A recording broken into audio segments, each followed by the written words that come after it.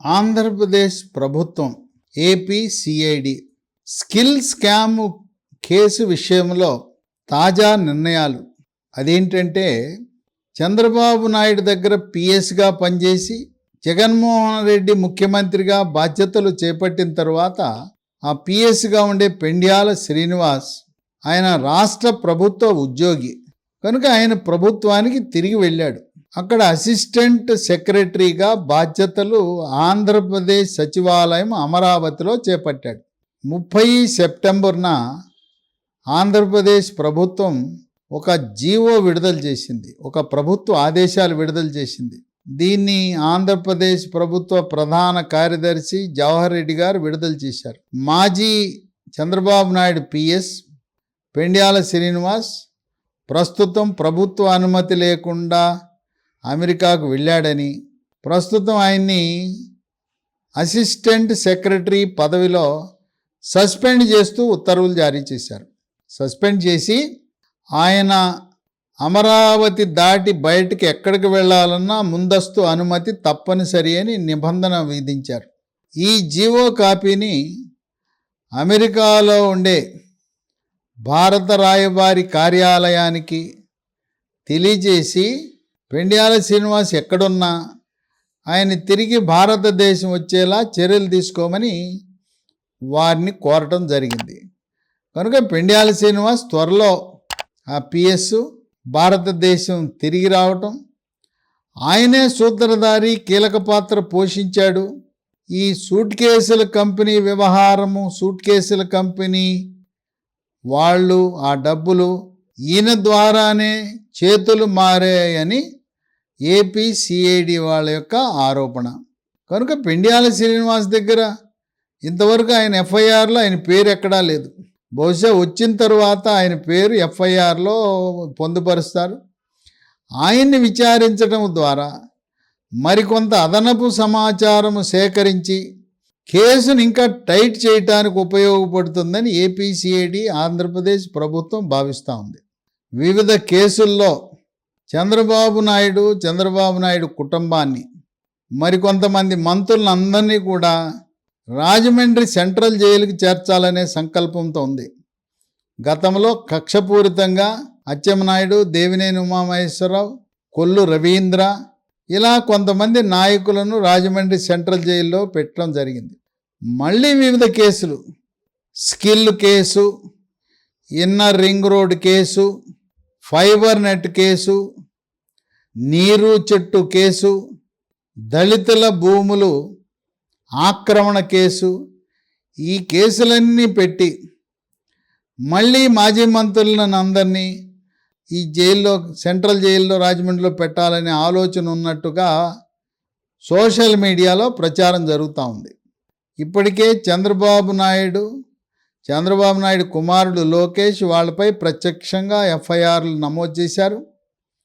Heritage company మీద పెట్టిన ఆ కేసులో భువనేశ్వరి, బ్రాహ్మణి ఇద్దరు కూడా A6లో ముద్దాయిలుగా ఉన్నారు, నిందితులుగా ఉన్నారు.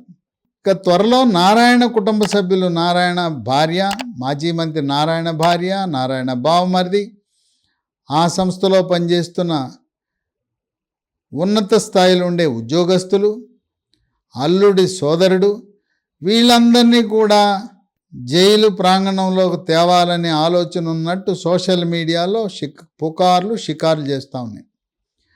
వీటితో పాటు అంగళ్ళు కేసు, ఉమ్మడి చిత్తూరు జిల్లాలో తంబళ్ళపల్లి నియోజకవర్గంలో అంగళ్ళు గ్రామంలో జరిగిన ఆ దాడిలో చంద్రబాబు నాయుడుతో పాటు అమర్నాథ్ రెడ్డి, మాజీ మంత్రి దేవినేని ఉమామహేశ్వరరావు, ఈ ముగ్గురుపై కూడా కేసులు పెట్టారు.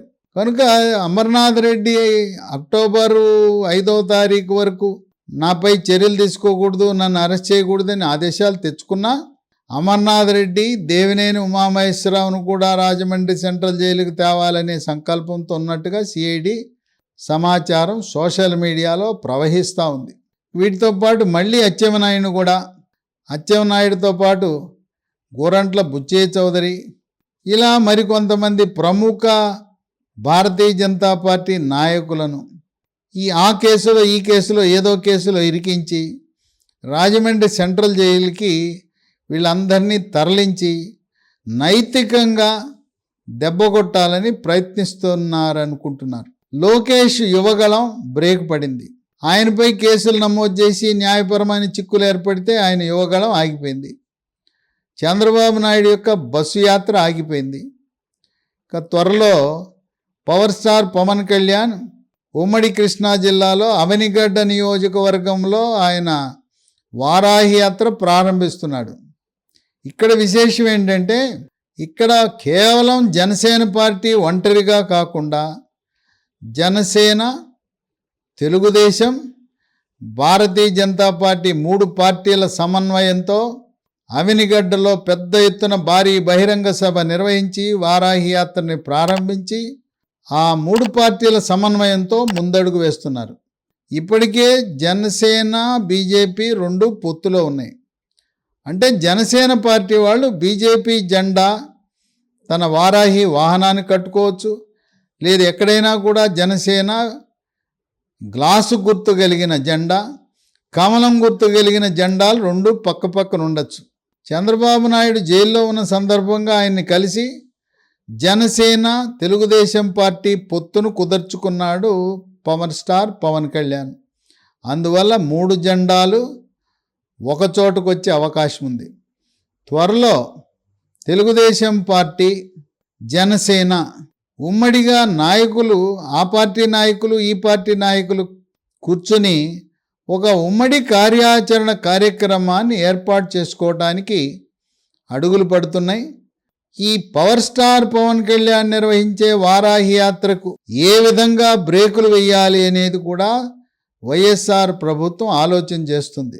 ఆయన ప్రభుత్వంలో భాగస్వామి కాదు గనుక ఆయనపై అవినీతి ఆరోపణలు మోపే అవకాశం లేదు.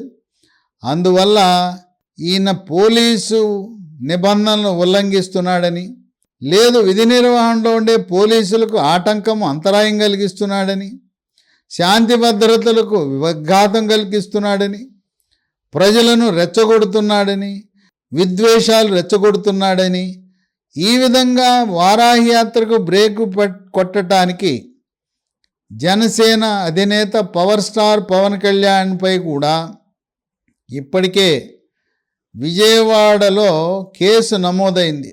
ఆ కేసును బయటికి తోడి మరికొన్ని కొత్త కేసులు పెట్టి పవర్ స్టార్ పవన్ కళ్యాణ్ కూడా అరెస్టు చేయాలనే ఆలోచన ఉన్నట్టుగా సోషల్ మీడియాలో ప్రచారం జరుగుతూ ఉంది. మరి power star Pawan Kalyan arrest చేస్తే ఆంధ్రప్రదేశ్ రాష్ట్రంలో ప్రజాస్పందన, కాపు, బలిజ, తెలగ, ఒంటరి, తూర్పు కాపు, మున్నూరు కాపు సామాజిక వర్గంలో జగన్మోహన్ రెడ్డికి వ్యతిరేక పవనాలు వీస్తాయని మరి ఆయన ఆలోచించి నిర్ణయాన్ని ఉపసంహరించుకుంటాడా, లేదు నా నవరత్నాలే నన్ను కాపాడతాయి, ఎవరితో పని లేదు, ఎంతటి వారినైనా అరెస్ట్ చేస్తానని పవర్ స్టార్ పవన్ కళ్యాణ్ని అరెస్ట్ చేస్తారా, వేచి చూడవలసిన అంశమని సోషల్ మీడియాలో ప్రచారం జరుగుతూ ఉంది. ఇప్పటికే విజయవాడలో పవర్ స్టార్ పవన్ కళ్యాణ్పై నమోదైన కేసుని ఆధారంగా అరెస్ట్ చేసే అవకాశాలున్నాయని, దానికి జనసేన పార్టీ న్యాయవాదులు అప్రమత్తమై దాన్ని ఏ విధంగా న్యాయ పోరాటం చేయాలనే అంశాన్ని కూడా పరిశీలిస్తున్నారు. ఏదేమైనా చంద్రబాబు నాయుడు వ్యక్తిగత కార్యదర్శి పిఎస్ పెండ్యాల శ్రీనివాస్ ఆయన్ని ఆంధ్రప్రదేశ్ సిఐడి అదుపులోకి తీసుకుంటే ఏ విధమైన ఈ కేసు మలుపులు తిరుగుతుందా అని ఆసక్తిగా విశ్లేషకులు, న్యాయ కోవిదులు, ప్రజలు చూస్తున్నారు. వేచి చూద్దాం. ఆంధ్రప్రదేశ్ ప్రభుత్వం ఇంకా ఏ విధంగా ఎన్ని కేసులు పెట్టి తెలుగుదేశం, జనసేన నాయకులను పగా, ప్రతీకారం, కక్షపూరితంగా ఎన్నికల ముందు వారిని ఇబ్బంది పెడుతుంది అని చెప్పి విశ్లేషకులు భావిస్తున్నారు. ఈ విధంగా చేయటం వల్ల ఎన్నికల ముందు జనసేన, తెలుగుదేశం పార్టీ పట్ల సానుభూతి పవనాలు విస్తారంగా వీచి జగన్మోహన్ రెడ్డికి, వైఎస్ఆర్సీపీ పార్టీకి ఎదురు దెబ్బ తగలగలదని రాజకీయ విశ్లేషకులు భావిస్తున్నారు.